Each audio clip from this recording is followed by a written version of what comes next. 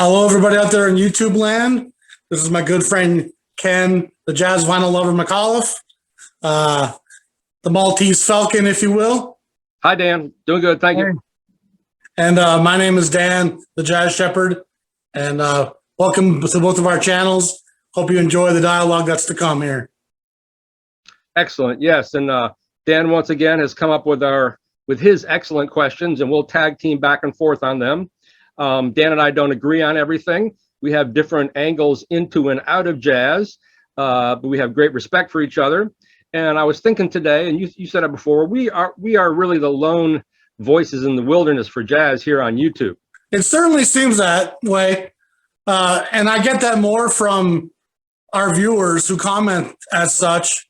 I know I certainly am one of the people who's covering that classic era as much as anybody, or if not more than anybody. Well, there is nobody, because all your standard critics, Nate Chinnan, Gary Giddens, Ben Ratliff, they all stay in print. They don't venture into YouTube, but YouTube is really the future. Social media is the future of all this. If they want to seed that ground, I'm happy to do that. Absolutely. And we're also, both of us are kind of, to one degree or another, I think of us as street cats. Yep. You come from the DJ world. I come from the musician's world, even though I've written a lot too. I mean, I was a musician first, and that's what informs everything I do. So I think that gives us a unique take. I was a drummer in rock bands for years myself. So yeah, the music band thing. I was a heavy metal drummer for a long time. Then I was in some trip hop bands in the 90s, early 2000s. Oh, there you go. So I have some music background as well. Yeah, that informs. I think that helps to have a contrast on the way you view other forms of music. Yep. And even hearing melody and rhythm and groove and arrangement, that's all part of being a musician, I think. Without a doubt. Well, I'll fire off our first question, or Dan's first question. I'll read it off. And this is a two-part question. I'm glad you rephrased it. Who, in your opinion, is the most collectible white jazz artist, and whose LPs fetch the most prices, I guess, on eBay auctions? You may go first, sir. It's something we touched on last time briefly. I thought we could elaborate on it a little bit more. And there's reasons for it. Their white record labels sold more records, which is part of this equation. There's just more contemporary and Pacific and those records out there to be had. But there's still a few guys that fetch pretty good money. Bill Evans, especially on Riverside. His Riverside records go for big bucks. Art Pepper's records could go for pretty good money, especially some of those obscure labels on the West Coast, Jazz West, Intro, those little small labels. Getz, there's a few of his pieces I've seen go for pretty good money. Some of his Roost 10-inch stuff, the more bebop stuff. And, of course, Chet Baker is the other one that comes to mind from that era, whose records can fetch pretty good money. But when you get past those four, the Jerry Mulligans, they sit there. They sure do. You can buy Mulligan's records for $6 and they're great. Yeah, I agree totally. Who else is there that's in that white canon from that era? It's always, I only judge by the Jazz Record Center auctions, which I help with, which are predominantly all Blue Note, and occasionally he'll sneak in something else, the first pressing Art Pepper. I don't think we've ever put up a Stan Getz. He's put up some Zoot Sims records occasionally, or stuff on more obscure labels like some of the ones you mentioned that are harder to find, that only insider jazz collectors go. But really, Bill Evans is pretty much, he's the top of the heap, both in, he's also the most, just to the average person. If we have somebody come in the store and they've already got Coltrane and Miles and all that, I steer them to Evans. And Chet Baker made so many records. There are so many Chet Baker reissues, probably more than anybody. We have like that many, and each one is a different title. It's crazy, and a lot of them are on Grey Market. And I think some of that was recorded in Italy and other places like that. And the thing about Evans records is it's really only the Riversides that fetch that kind of money. When he goes to Verve, those titles can be had for 30, 40, 50 bucks for really nice copies. Yeah, it's weird. Again, why do you think that is? It's mostly distribution. Verve probably sold 4 times more copies of those records than Riverside did. And of course, there's some change. And those who don't know, Verve kind of guts the small labels. They take Jimmy Smith from Blue Note. They take Bill Evans from Riverside. They take Kai Winding from Fantasy. They kind of were just grabbing the talent from all these smaller labels when Creed Taylor came over and changed what Verve was about. And Verve's distribution is just so much bigger, so much more reach, so many more copies. But Evans, of all those guys that came over, probably changes his sound the least. Wes Montgomery, Jimmy Smith, all the guys start making bigger kind of records with Oliver Nelson arrangements. Bigger budgets, yeah. And Creed Taylor managing. Evans kind of was still doing Evans stuff for the most part. You get those records.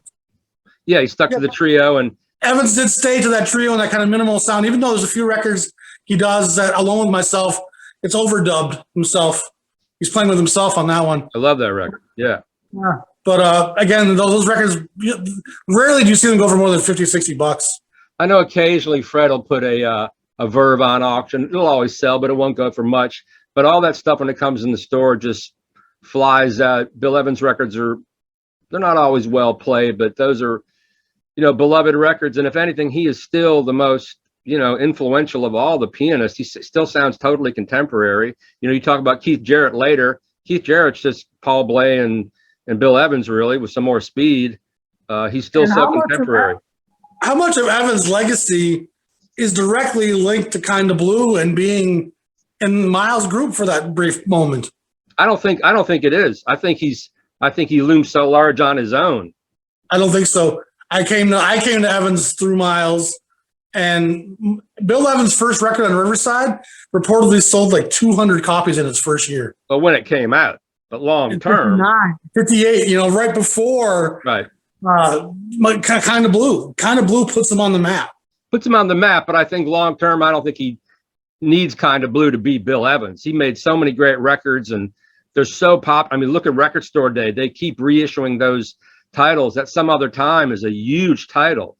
They had to reissue that because it was so popular. But I do think Evans, I think he probably wrote Blue and Green, which was criminal for Miles Davis to take that from him, because that's such an incredible song. I just watched this documentary with Ron Carter, Freddie Hubbard, James Moody was there, the little sax playing Heath brother, Jimmy Heath, probably from 2005 or so. And they're all sitting there talking about Miles. And you can see them kind of gritting their teeth and biting their tongue at times. Really? They respect and love the guy, but they all admitted how much of a jerk he could be at times and how difficult Miles really could be. Yeah, it's funny, the opposite of Coltrane. I did a video on Greg Tate, the great writer, hip hop, everything else past, and he, in his book, he has a chapter on Coltrane, and I read a part of the chapter where it said Coltrane, bought guys groceries, lent them rent money. I mean, he treated people, he was beloved. Yeah. I don't know if Miles wasn't really beloved. So I think you loved Miles for the payday. Yeah, it was the best paying job in jazz at that point. And you got to play with some of the other greatest musicians ever, and he got really great stuff out of them. Yeah. I know Miles fired Coltrane at one point and then brought him back, I guess, right? Yeah, because he junked out. He dismissed R. Kelly for being late one day, and Red Garland put R. Kelly in that. They put R. Kelly in. Great. Yeah, he put Wynton Kelly in that chair. Two gangsters, yeah. Then he dismissed Wynton Kelly and put Bill Evans on that chair, and then he rehired Wynton Kelly. And then Wynton Kelly, Chambers, and Jimmy Cobb all left together and worked as a trio through the rest of the 60s. And there's that joke. I mean, it was put forth as a joke, but probably not entirely a joke. Bill Evans was saying something, and he said, when we want the white opinion, we'll ask for it, which I'm sure was a joke. He had anybody playing with him who could play, but it was also, a little slap, I guess. Yeah. Number 2, who do you listen to more, Ella Fitzgerald or Billie Holiday? I almost never listen to Billie Holiday, but I listen to Ella Fitzgerald all the time. Really? Yeah, just because her sense of swing, and particularly those late 50s, early 60s records. In saying that, I was out at my friend John DeVore, who builds the speakers, and he had a bunch of 78s, including a Billie Holiday 78. Wow. And it was just on his system, if we're talking state of the art, makes my system look like a toy. It was unbelievable. I mean, it was just astounding what a 78 has, the amount of energy and all that. But I will listen to Billie Holiday, but not as much as Ella. How about you? I love Ella because of her range and the fun she has with her voice. But I listen to Billie probably 3 times more. The melancholy. I love the backgrounds that she chooses much more somber and melancholic.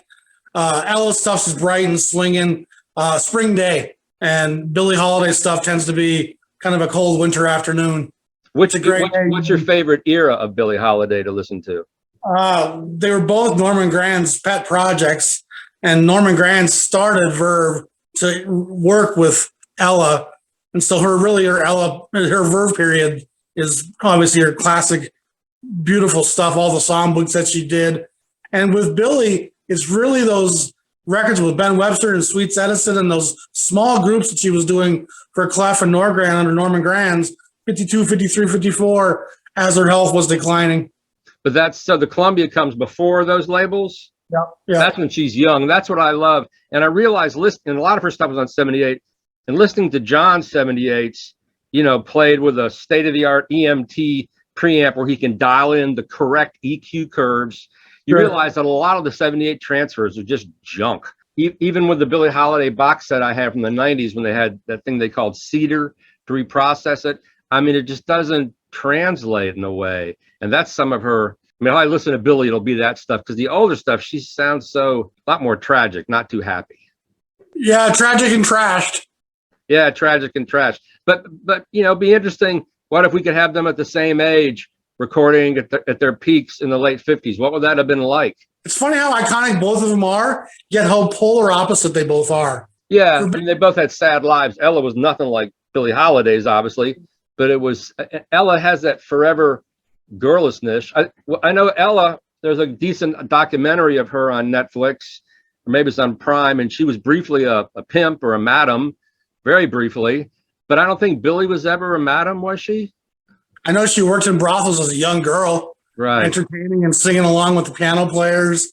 And she was a street girl from a very young age. And so beautiful. She must have had a rough time of it. One of the most telling Billie Holiday stories is when she worked with Artie Shaw. She's worked with Basie. She worked with a few other singers. But Artie Shaw hires her to work in his big band. And the hotel they were playing in, the patrons were complaining about her riding in the elevator. And the front desk is like, she's the entertainment. And they get a lot of guests from down south who were in the hotel, and they had to ask Artie Shaw to ask Billie to ride in the freight elevator. And Billie refused, and Artie Shaw couldn't blame her.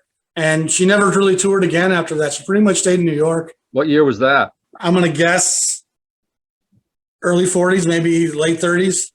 It's a lot of white big band singers, a lot of white female singers will credit Billie Holiday, and you can hear it. I mean, you can hear Billie Holiday in Peggy Lee. Who else do you think she had a big influence on among all Marilyn the Moore white singers? Was a great record on Bethlehem.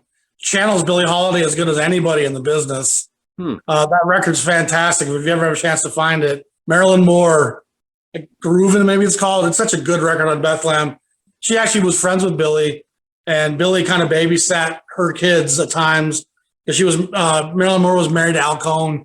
Oh, wow. No one sounds and does Billie quite like her. But do you think she also had an influence on the singers that became really popular? I mean, the big band singers, they were working, I guess, at the same time, obviously, and they were probably the same age as Billie. Yeah. And Allison and Chris Connor and all that. But they don't seem to be. Chris Connor doesn't sound like she's doing Billie Holiday. No. And I don't get that much from Peggy Lee either. Really? I get a little bit. I think Peggy has more Ella in her. I love Peggy Lee. Peggy's fun. She's fun, but she seems a little darker and a little more sly and a little cooler.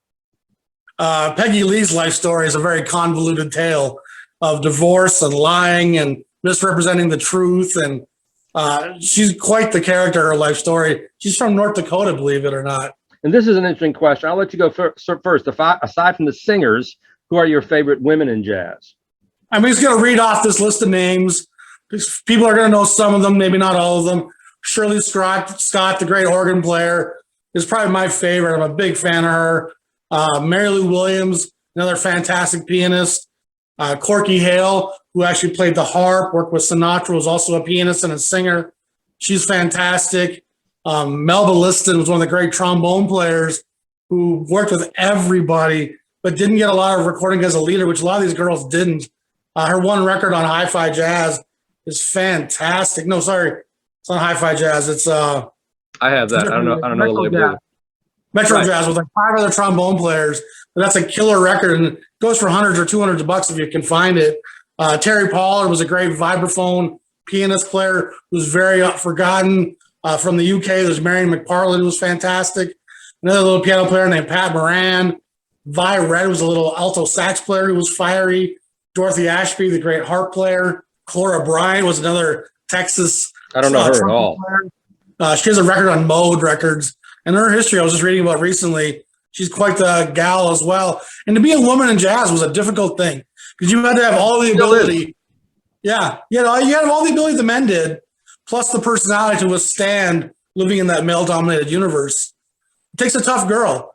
For Shirley Scott to have made 50 records in the 50s, 60s, and 70s, she's a bad girl.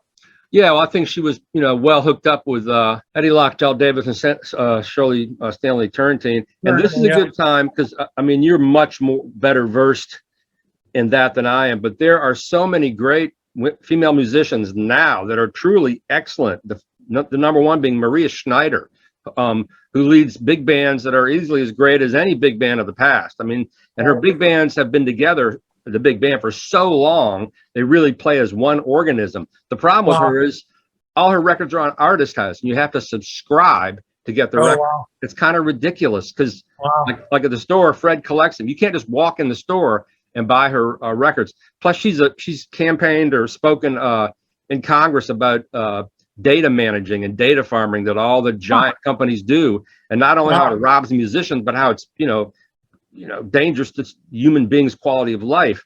But then there's so many other great musicians. The tenor saxophonist Melissa Aldana, she's just really something. The drummer Susie Ibarra, who played free jazz but now plays. She plays all this Philippine percussion mixed in with drum set. She's a phenomenal composer. An avant-garde drummer named Kate Gentile, who plays with people like Joe McPhee and people of that ilk. Cecile McLaurin-Salvant, she's famous now.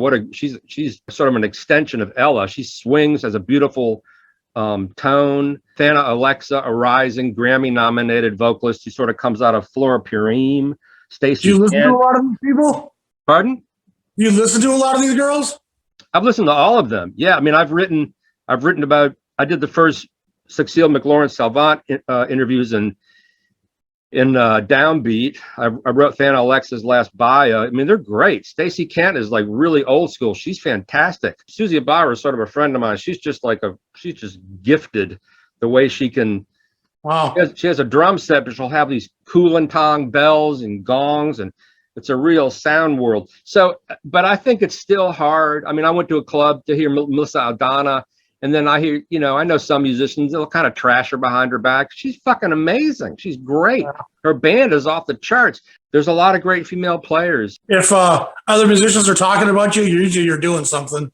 Exactly. Two other guys I want to mention from back in the day, Japanese, Toshiko Akiyoshi, fantastic pianist. Her work at Storyville was great. Married Charlie Mariano. They did some great work together.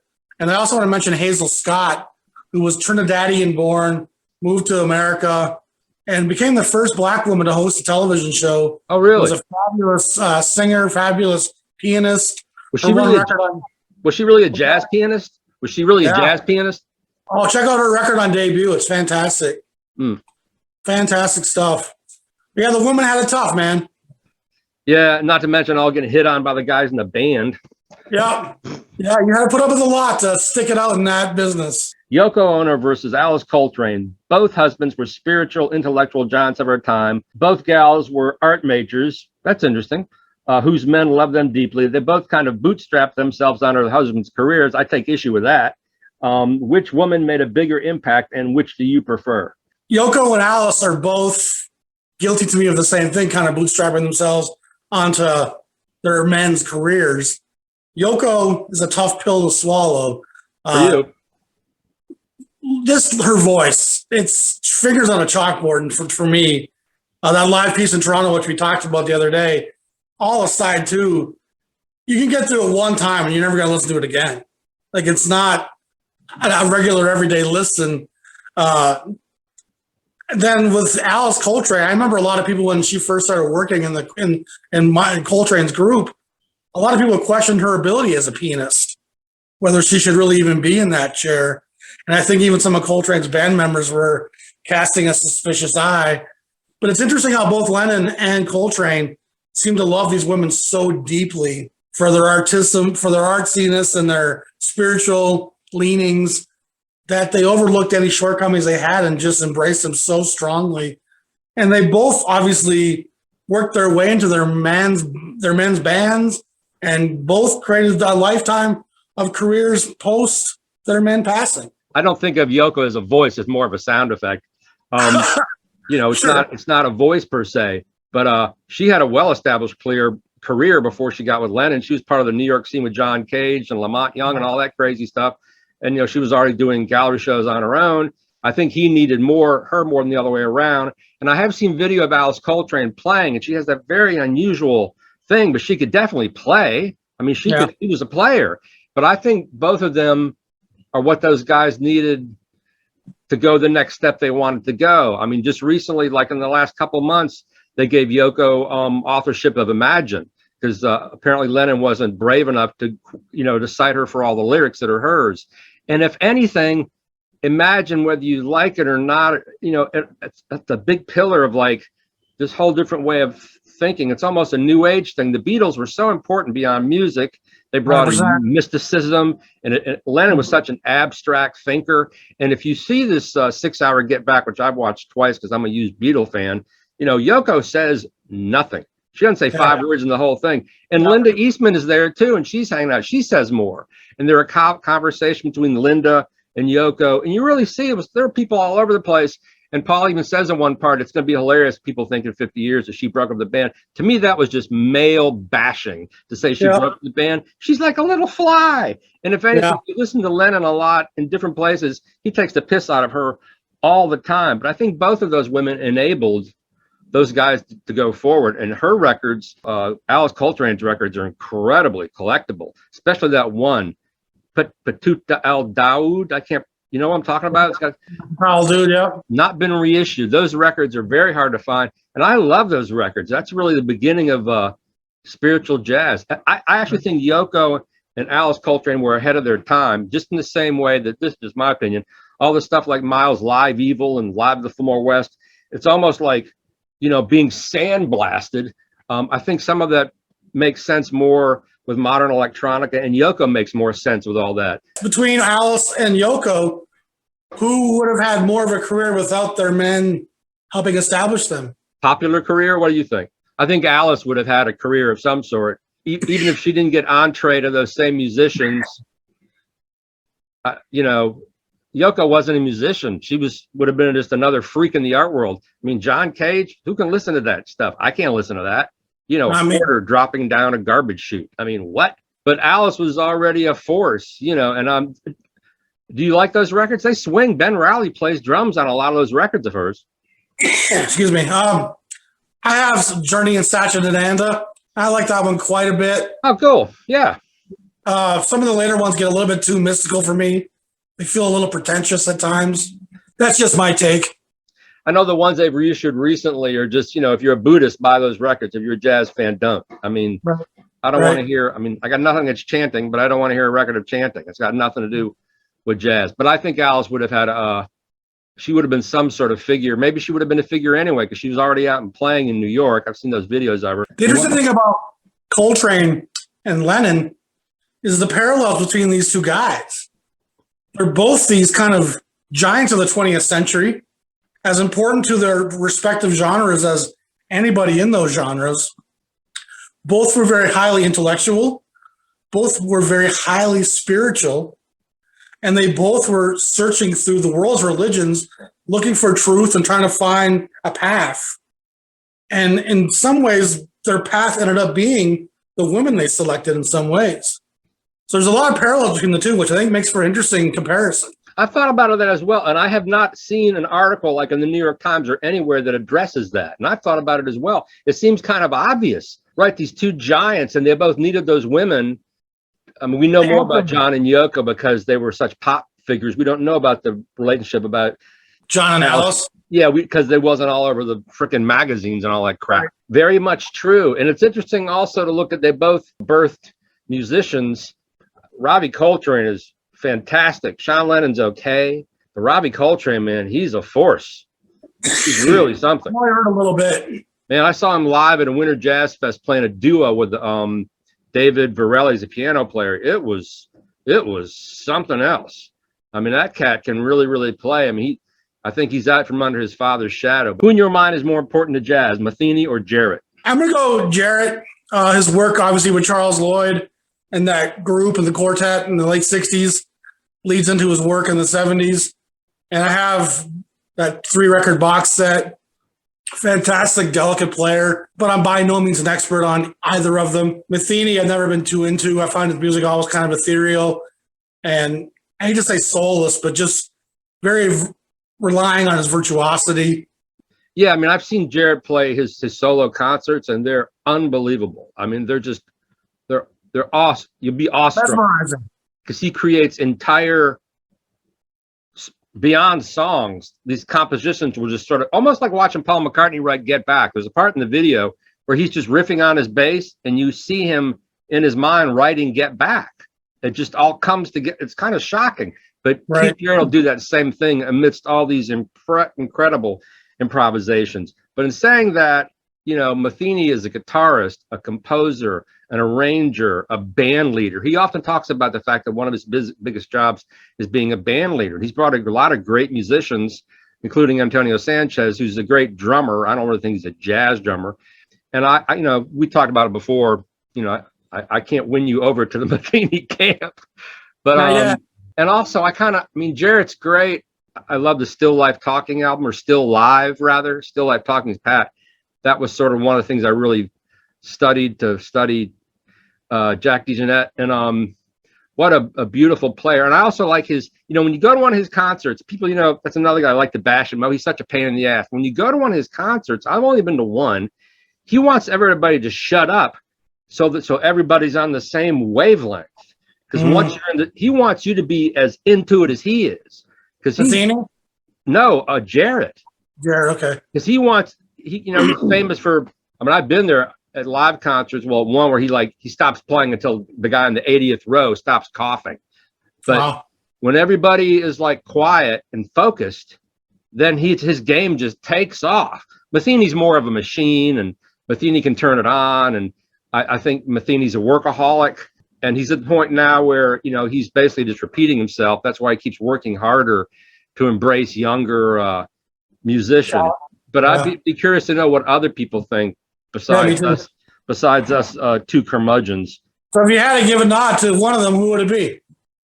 A nod for what? Just the more important, impactful player. Just as far as being a musician? Or just their impact on jazz? Matheny's more of an innovator of a guitar sound. People still take his sound, which even isn't his sound anymore. But Jarrett, I think, is just Paul Bley and Bill Evans. Sure. That lineage. Yeah, and that's where I don't see him pushing it further, but his solo improvisations, but they're not really jazz. So that's more good, classical mixed up with jazz.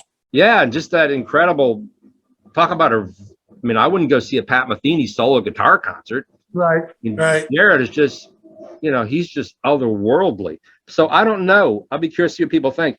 And then this is all on you. I have no idea. The Hank Garland, Dick Garcia controversy. Are they one and the same?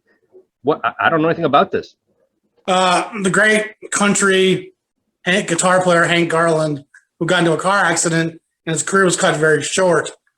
His brother and his family's estate is claiming that the guitar player, Dick Garcia, is one and the same. And there's still little information on the Dick Garcia that upon researching and trying to figure it out, I didn't come to a clear answer.